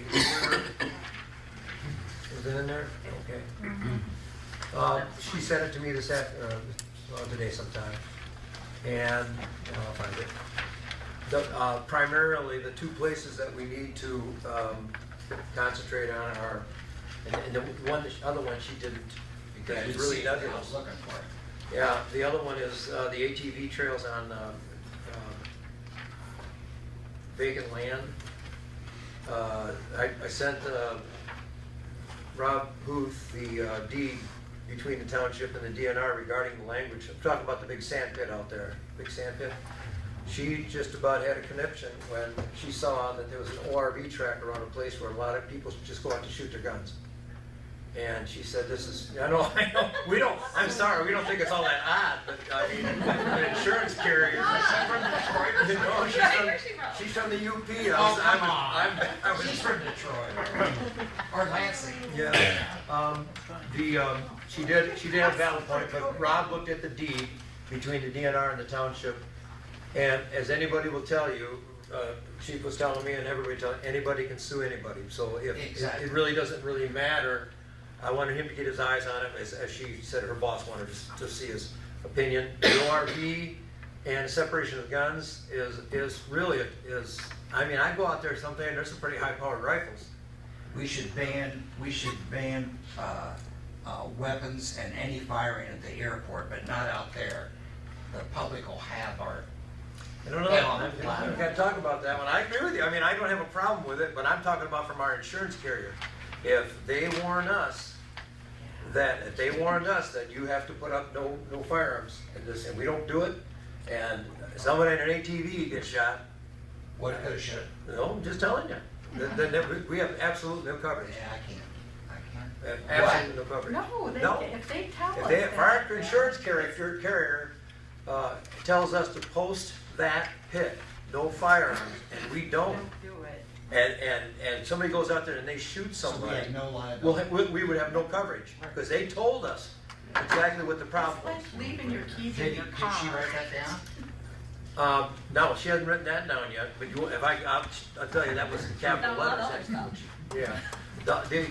We'll come back to that. The unrestricted gun range is 29-10. The Township Board discontinue the practice of allowing members of the public to utilize the sand pit off Brewery Road as a gun range. Permitting this usage is not considered a normal governmental function and may waive the department's governmental immunity should an unfortunate circumstance take place. So let's go to the state forest and shoot, is that what you're saying? Yeah. So what about the state of Michigan, can we sue them? Yeah, it's between state and Michigan, I'm sure. So why does the state of Michigan? We have this town, this is we're a municipality, government unit. We have responsibility for the land that we manage. On the ORVs, didn't you tell me that we had to leave the We trails? will, yeah, I'll tell her that we don't, that's in the deed, we have to leave that, that is in the deed. That has to be there. She was concerned about who's gonna throw who under the bus. If there's an accident out there, That makes it easy. You're gonna get sued and so is the state. Excuse me, what say you, chief? Pardon? Yeah, she said we're both gonna get sued. What's your opinion? Well, here's my issue. If we post it no firearms, because of state law, if you're out there shooting, you're in compliance with state law. So if you're gonna post it no firearms, then you're also gonna have to create an ordinance stating, so I have something to enforce when we get out there. Exactly. You just can't run them off. But my issue is this, if we have a deed where we have to allow the ORVs on there, and somebody gets into a fatal ORV accident out there, we're still gonna be liable. It's township property. The only thing is they're gonna be able to sue us for the ORV, and then they're gonna turn around and sue the state as well. So, We really don't, that's a conundrum, you know. I mean, we'll anybody still can be sue covered. anybody for. Yeah, we'll be covered. So that. We are covered for the ORVs. I don't see how we can't be Well, what if covered. they go off the trail? But That's What if exactly, they go off the That's You're the gonna question have to was, post are the the pit. trails marked? Yes, they're marked. but And if they you go off also, the trail? to Well, go that's- down, You're on your the own. trails do not go What if down they do, put inside up the a pit. fence? No, it's a safety So for you have to have a travel. liability No, you sign, just- don't. Yeah, leave the I trail. actually, we have a problem already. We have a business that takes them down into the pit on guided ORV rides. You can't allow that, so I think it has to be, me, you know, Public property. well, what I'm saying is that we definitely can't shut down the ORV, but we could shut down ORVs and dirt bikes going down into the pit. Because if she's telling us she's concerned about that, again, we're in the same situation. But he's got a point, he can't enforce anything. We need an ordinance. You're gonna have to create an ordinance. What do you feel about the firing? It's been there for how many years and we've never had an issue. I know. I mean, obviously whoever's shooting the firearm is also gonna be liable. I mean, anybody who goes out on state land or even their own personal private property, you have to have an approved backstop. You know, you've gotta be handling your weapon in a safe manner. You can't have reckless discharge. You don't have to And tell I'm me, s- I got a CPL and I practice there. I mean, good lord, you got a 30-foot wall. I mean, that's, But I gotta tell you, I went over one time, and somebody was up way, like would be behind Commerce Park, and they were firing over that way, into the pit. And I'm over off of Brody Road, firing into the pit. So, and it's not working. She said if you wanna set up a gun range, a township gun range, well, I'm telling you. there's gonna be liability. Well, I was telling you, she said, She's thinking touching. well, I'm just telling you that that was her recommendation, to have to go through all those steps. And not, well, she wasn't encouraging us, just telling you that that's what you'd have to do if you all of a sudden allow this. You've gotta go through the proper steps of setting up a proper gun range. Do we even have a pit anymore? Yes, it's about half the size, isn't it, Doug? We're Doug, though. It's 2/3 the size. 2/3 the size. So where's that sand going? Aren't they gonna take that out of there? Nope. Nope. It's there. I thought our agreement was him that is that, If he needs it, he can come get it, but it's ours right now. right, but we agreed with him that he could sell that sand. Yeah, it's it. If he wants to come get it, technically it's ours, right? Right, The Doug? agreement was, why would you agree to let him open up a sand pit out there? Oh, no, I don't know what you're saying. I'm saying that the minute that dirt hit the ground out there belongs to the township, we're not gonna let That's him not our open up a agreement. business of selling dirt out That's of not our a pit. agreement. That's Heck, not we our let him agreement. dump it for free. I'll call Jeff tomorrow. That's Yeah. not our agreement. Okay, But I have other, with that pit, yeah. what's with the concrete I saw? Yeah, I That got- came from our sidewalk job, and that was pushed over to where it's gonna be covered up in a different part. Here, Mike, here's some pictures for Yep. everybody. Yep. I was down there yesterday, I took these pictures. Yep, The those are our. the those one are our on the concrete. right-hand side has just been dropped the last couple of days on the top right-hand side. There's a lot of concrete down there. That creates a risk too. I Oh, mean, there's the stuff that's under there, Janet? well, I know, but I'm just talking about the concrete that's sitting on top. This is what it looks like today, and this is only 5 out of the 12 Wait a minute, I things was that out there I took. 3 weeks ago, these logs weren't there. They're actually fresh logs. You can smell the pine sap coming out of it. Well, they Yeah, it's also. the pine tree we just cut down. It's our pit, it's where we dump stuff. It's not a dumping ground, and that's the problem. What I saw, These are the spoils from the bridge. We gave them permission to take the spoils from the bridge. okay, The spoils from the bridge, they're dredging out where they dredged out, they put the new bridge in. well, that's what I'm wondering about, why all these mounds are there, and it's not just spread out, I mean, just dumped there and Didn't you gone. go out there, Doug, and didn't you go out and move some of this concrete around? Yes, I did. Yeah. And as I get time, I will go out and, that has been a working pit that we've used as, for the township. We put our leaves out there, we push them off, we put our brush out there, we push it off. That side has always been where we work. That's, I mean, I can quit taking it out there, but then I'll have to pay to go dump it somewhere else. And about about 2010, Chief went out there with a crew. Was that when you guys went out there and cleaned it up? Yep. Just did a phenomenal job just picking up trash, and that lasted a long time. So is this all township dumping stuff, or is this I would other- say that most of it's with township permitted. Because Okay. this is the concrete that came up in front of Citizens Bank. They dug up this concrete to put the new sidewalk in. Okay, because when they drove up, okay, just imagine, you know, here's the filled up sand, and here's the end of the sand going down into the pit. They drove right up there and dropped it right on that edge within just a few feet. If someone, and I know they're not supposed to drive around in the pit with their ORVs, but they do, they come up that hill, they're gonna hit that concrete. Because they fly up that hill, and they take air. Like when Doug they said, come up Doug there. said he'll take care of it when he gets to. There was one piece of 'Cause that's a sidewalk safety that got issue. dumped before, they were still shaping out there and doing stuff. Assuming that they were going to keep pushing, he got there late with it and put it there. We Okay. will bring it back and put it, it will be taken care of there, but Okay, 'cause the rest that is of all a that safety stuff out You there know, I as really of don't, Friday. we haven't all yet, ours. a meeting of the minds on what we're gonna do about gun range. Do we want an ordinance? I don't think we have a choice. If we're not gonna be insured, I think we have to post it and an ordinance so he can enforce it.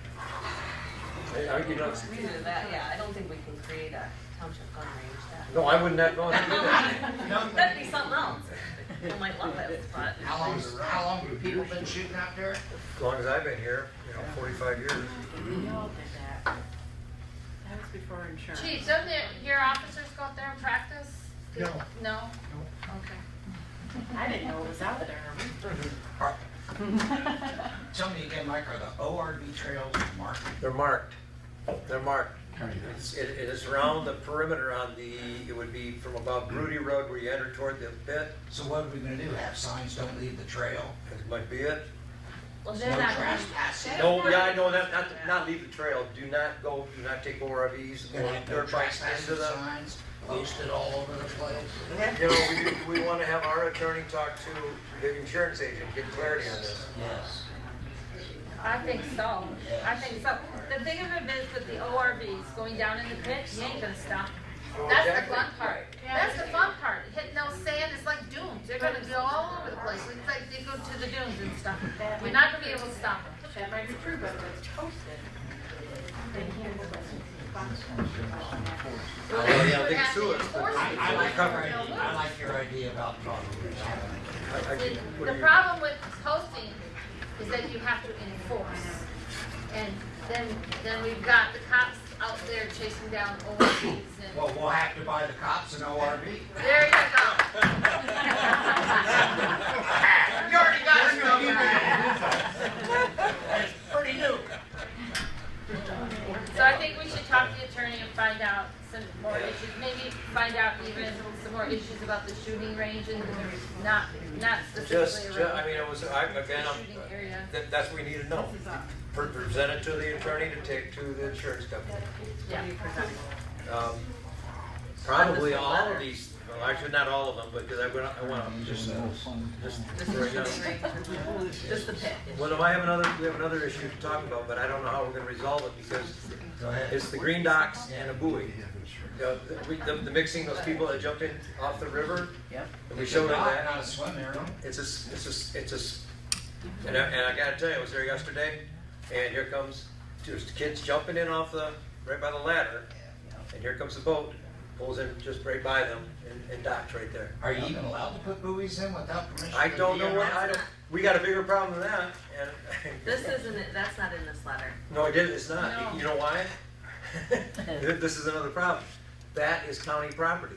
Exactly. But we're maintaining a park there, and I talked to the former road manager, and he said, what is the agreement? I said, maybe Sally would know. I've never seen an agreement Oh, yes, there's an agreement. between the county and for green ducks.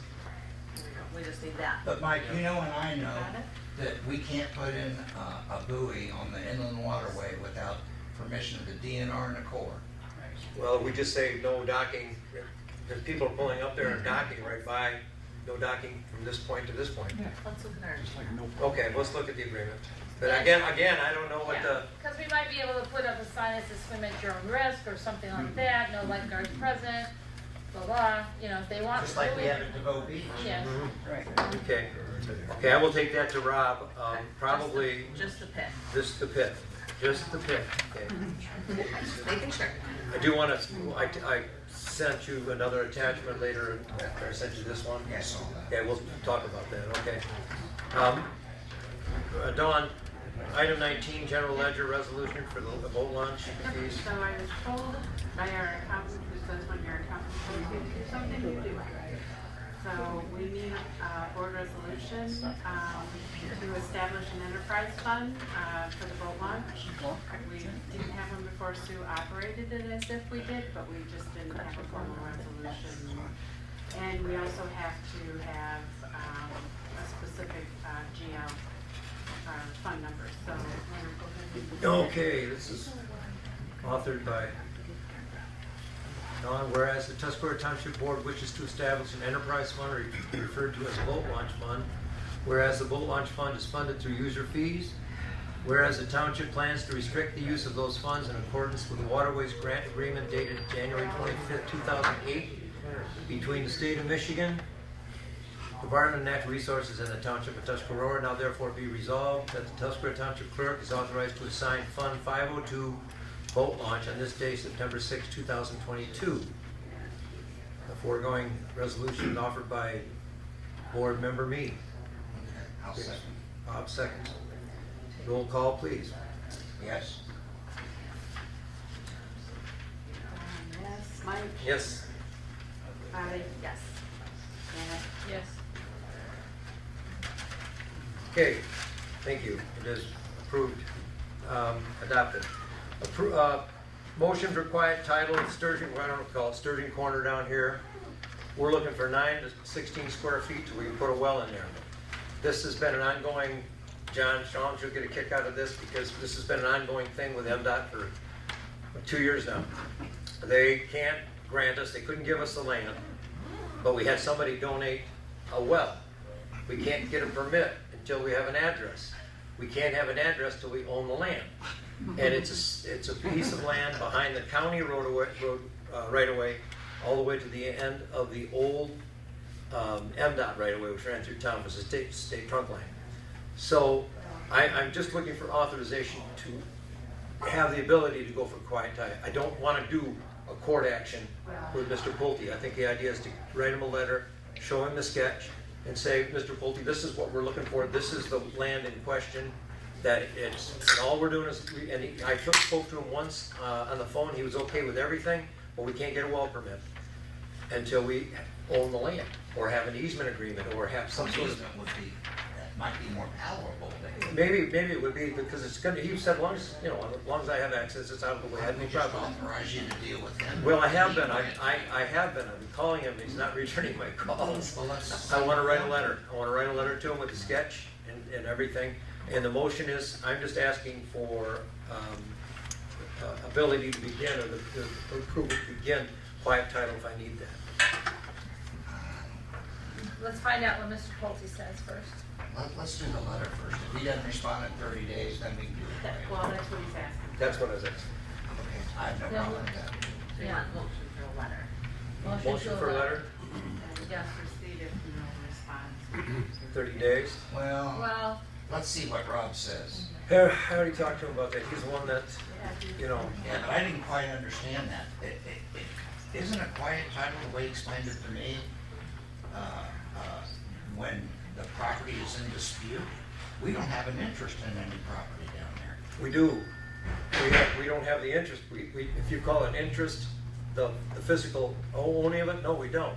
We have an interest in 9 square feet to put in a well. That's what we want. So the strip he's talking about runs from the old dilapidated house. It's what, 13 feet wide? It's approximately. Behind the right of way. It runs up to where the fish is. Well, actually, So it the stops- kitty corner. Yeah, so it stops short of that. If we went after the whole thing, well, we might have an issue because we would block that entire road. We would own that strip of property for the the Brown House, right? And he might have an issue with that because maybe he needs an exit there if something were to be built. So that's why. when you look We at don't it, want that property. We don't want that We property. just want a small section of it. I don't think he has. So our presumption is it's railroad property, not No, Pulte. not railroad. Who do we- MDOT. MDOT. MDOT said they have no Okay. interest, that they couldn't grant us. The whole process started a couple of years ago where I sent a check from the DDA for $150. So who did we take the property from? MDOT? No, it was deeded by Cressy French, the estate of Cressy French to the state of Michigan. So Mr. Pulte doesn't know it. Well, again, he probably, I can't remember the word that Brian used. He got a But survey? he would have, yes, we do. Yeah, I'd like to see He has it. first right of refusal. It's something like that, it's called, something different. It's very similar to that, but it was something different about what Mr. Pulte had in that. Has Rob seen the survey? I don't know if he has or not. But we don't want the whole strip. We I want, got it. you know, enough to plug a well in. Would that be considered taking? From the state of Michigan. No, Or no, MDOT. MDOT doesn't, they claim they don't own it. The county road commission does not own it. If anybody owns it, would be Mr. Pulte if he claims that land, Or So her- we don't It's not even being know. or taxed. her- or- Sorry? It's not being taxed at this time, so, there's I'd like something to see that all might this be on the in map, that. because you're asking, yeah. if you're asking me a possibility of taking a man's land from him, my answer is no. But if you're gonna show me a map and go, here's his property line, and we don't know who this belongs to, I'm all for you, but I wanna see it. Yeah, I've got it. I don't wanna Brian take just a sent it man's to me. land. So it The was problem is, this- it's gonna be right behind, Doug, right behind the electric service. Right. Right behind the electric service, so that Doug, when he puts up a couple of cedars, that you won't be able to see it from the road. So it was this Cressy French, French's property. She died. she deeded it to the state in the mid-1920s. That's the last. What's that? That's the last deed. That's the last That's deed. the last deed. So it's really not. So how could we It's really take it? not- Well, it could We be don't that wanna we take it. don't know. We don't wanna take it. We want him to either lease, gift, or sell us 9 to 16 square feet. So we He can told me that he doesn't know. Yeah, but he, But I tell you what, there's the conundrum, another conundrum, sort of a word of the day, is that we start this discussion, I'm gonna tell him he does own it. Will you sell us a piece? Why are you gonna tell me he owns it? Because I would not, we gotta get, No, you tell him it's in question. yeah, well, I can tell him that, I'm sending him the map. private title This comes is the in. strip. All we want is this much land behind our electric service. I think before. And so you're asking him not to contest it. basically. No, again, You're gonna have to quiet title it, Mike, to get it in our name. well, I don't wanna get into, again, get into it, if it turns into an acrimonious court action, we'll end up with no well back there. But that's the judge's decision. I'm just looking at Oh, this. well, and looking at my- I don't want anything to go to court on something as silly as this. That's just ridiculous. Well, it's silly, Janet, You because, asked to. it's silly, Janet, because it started with MDOT and a request to put the fish there, Right. and we need to put a well there. And it went on and on and on, and then another request for, at least a strip of land that we can put a well in. I mean, it's been going on and on and on, and that's why it's silly. I wanna see documents. I Question. wanna see. I'll give you one at the end of the night. Does the DDA have a plan B if this doesn't? The Let's say we went to only- court and it was refused. The So only, yes, therefore- they do. So therefore, is there a plan B? Yes, and it was actually Plan A. MDOT would not allow boring, but they didn't say anything about open trenching. And Wacon Credit Union has volunteered to let us hook up to their well, but it entails the parking lot. Destroy their parking lot. That's where we initially was. And Wacon said, you know, you can hook up to our well. How much is the well if you drill it? It was a donation from Ramsey. That's nice. Yeah. So what you wanna approach Pulte is not adversarial at all. There's the strip of land, it appears that the state of Michigan owns it. DNR, no one wants to sign off on it though, because there isn't clear title. That's what quiet title is, when there's not clear title. We have no clear chain of title as to who could sign a deed to sell this to us. So we want to quiet title this. Why wouldn't Pulte go in with us and we quiet title the whole strip and he gets the rest? It's a, I mean, that's what you're looking for. You're not looking to Suggestion. take something from them, we're looking to, Give something away. yeah, to you help, I mean, it helps everybody.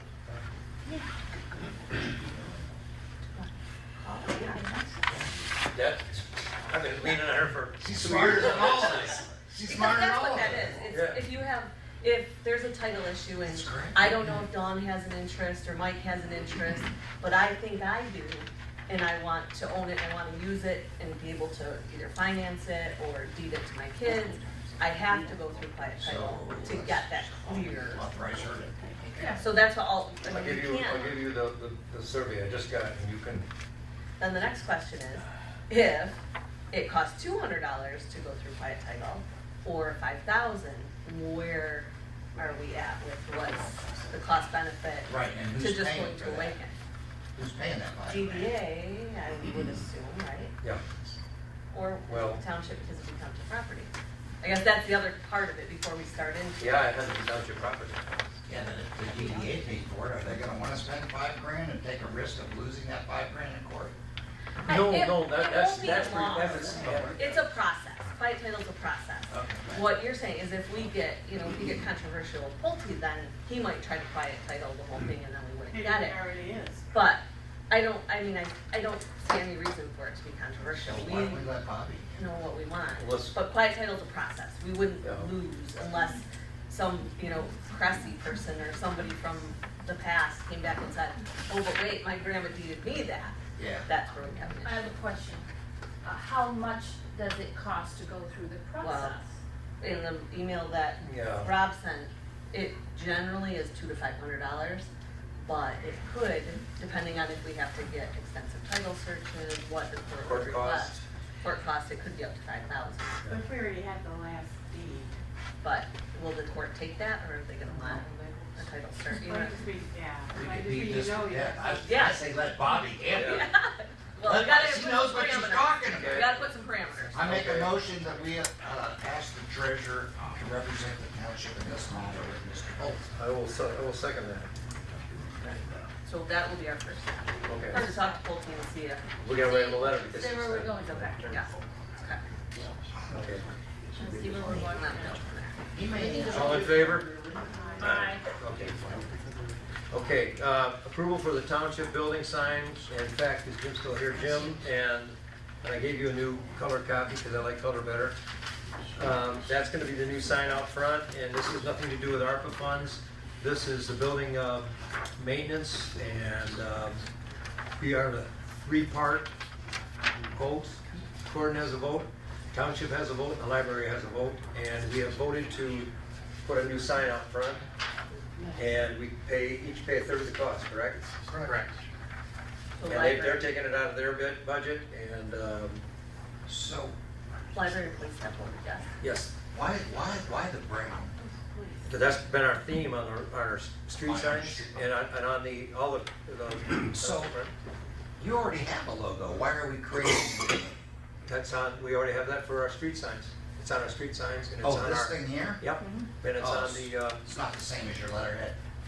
no, Okay. yeah. All right, So this is the bill, what did I write on your email? I wrote you It's something. 3,000 something. No, I got, yeah, you're right. is this gonna be lighted?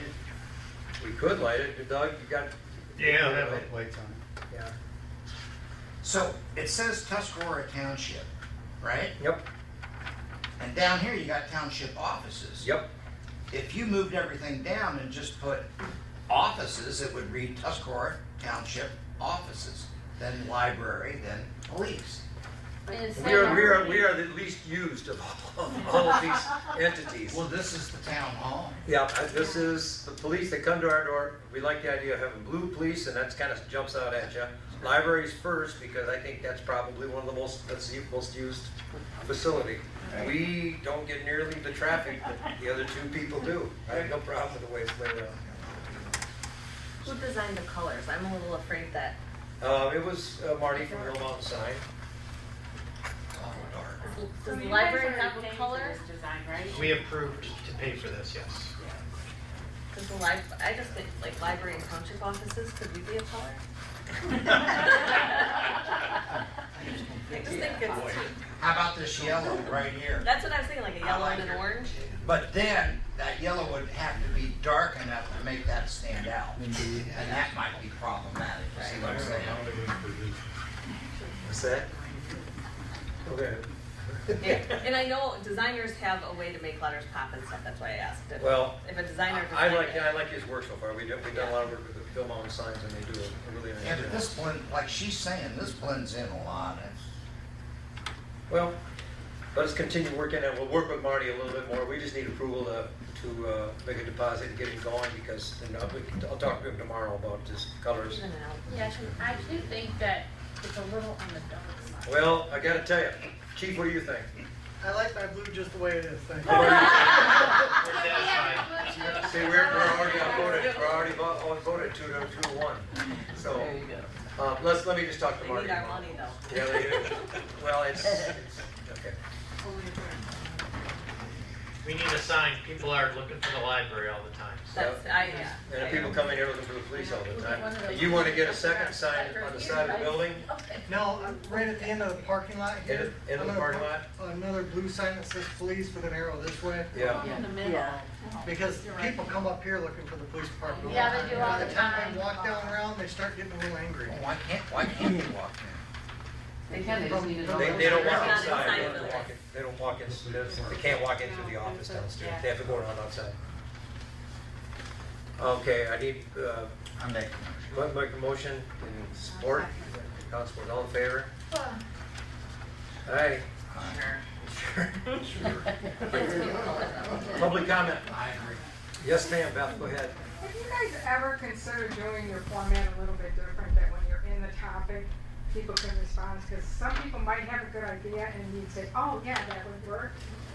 I have 3 comments, that's number 1. Number 2, do we have any idea when the tax tribunal is gonna be? Tribunal? Tribunal. The tax tribunal occurs at different times, they assign docket numbers to that and then times. Okay, my question is, do we have any idea when our next one is? You mean, are you talking board of review? Yeah, Board of. Oh, board reviews in December, just for clerical errors. And Well, that's do just, we have a date? March, the one you. the one you'd want to go is value, that's just, No, I want the one in December. Do we have a date for that? yes, that would be the second Monday? Second Tuesday? Monday? I think it's a Tuesday. Tuesday. That's just clerical errors, Beth? Yeah, I know. That's what I'm looking for. Okay, yep, perfect. So I think it would be the 13th. 13th? I think, don't quote me on that, we can look it up, but I think the 13th. The 13th of But we December? can, if you wanna come to my office, we can look. I will come in your office. And I've got my third question, so. Oh, my 3rd one is, and I apologize because my mind's, the person that you're trying to hire for the assessor, I personally, what you're doing, if you came back to me and said, we're gonna hire somebody to clean our stuff up, and then we're gonna come back and see where you're at in 3 months, I'd say, see ya. I wouldn't come back. And I think you're, by the sounds of it, and I missed a few meetings here and there, but you didn't have a whole lot of people apply for the job. I believe there was 1. And you lose her, we're back to 0 and square 1. So and that's when I think, you know, if I could have voiced my opinion when you guys were talking about this, maybe that would have said, oh, Bobby, yeah, that's a good idea. But I personally, you guys take too long, and I would say, no, don't bother. Just putting it out there. Thank you. Public comment, yes, John? Yes, I was here last month when you guys had a meeting, special meeting for the assessor position. Bobby recused herself and resigned from the hiring committee because she is good friends with this lady. No, I didn't say that. That recusal, I got on, right here, you did. Yeah, okay, whatever. That recusal was short-lived because you were pushing like a banshee to like for your best friend to be the assessor. That's not true. I report you side. Okay. Public comment, yes, sir, Craig? My name's Craig Carrier. I have C&J excavating of pole barns, and I work with Fred Willard out to the Commerce Park where Fred has his pit. Had it for years. He was the first one out there. Now, Fred told me where the property lines were. The old asphalt company had designated these property lines out there years ago. Put an asphalt driveway in, asphalt all along this edge. Yep, that's where it's at, don't go over any further. So we didn't. Then we started getting sand off this project out here. I got the sand, that's my sand. I worked my ass off on that sand. The township comes in and says, we sold that property. Why wasn't a for sale sign put out there? Why wasn't anything put out there? Why wasn't it offered to Fred to begin with? And so we had to move all this stuff off the property. And we've done that to the best of our abilities. But why wasn't Fred offered that piece of property? That's my question for you, Mr. Ridley. Thank you, Craig. Public comment? You guys never answer questions. What's that? I said, you guys never answer. Well, I can just tell you that Fred never talked about it. Fred never brought it Well, up I'm to not me. talking about him, but I answered questions. I'm not, it's just, yes, Annette? I'm sorry, I just got a little question. You know me and the pier. Are we gonna continue to let people ride golf carts and bicycles out on that pier while people are trying to walk? Yeah, is that an ordinance, chief? We had a sign up there at one We had a point that sign. said no bicycles and then blue in the river, Yeah, and it took a while to get that The out. only ordinance that we have, I think, is, you're not 16. supposed to be jumping off of it. Yeah. But we had But that it sign wasn't up, a big very, we sign had that that big went in sign the that river. ended up in Yeah. the river. Somebody tore it off and put it in the river. So, I'm down there all the time, Yeah. and now we got, We need to get, we need to come up with a decision. Somebody's gonna get hurt out there one of these times. yeah, and I see, the dogs I don't have so much of a problem with, the bicycles and the golf carts. Yes, Yeah. yes. It's the bicycles and, you know, cause now we got the powered bicycles and stuff that go zippy. Gotta just get a sign put Yeah, up, but we also have to and talk golf about, carts. the. That would be parks. Yeah, parks. I- Thank you, Just Annette. a question. Yes, Mr. Burnett. How large was Parcel Commerce Park and how much are you selling it for? It was, I wanna say, a little less than 2 acres, and we sold it for 25,000. Someone's gonna get hurt. So I think that's just rough, that's rough. The remaining parcels will be for sale then too? Yes, they are. Are they gonna be open to the public? Yeah, they were out, they've been out there for years. Okay, all right, okay. We don't need to decide. There's two more rear parcels. 2 more rear parcels and 4 on the front. Yes, yes. Couple questions.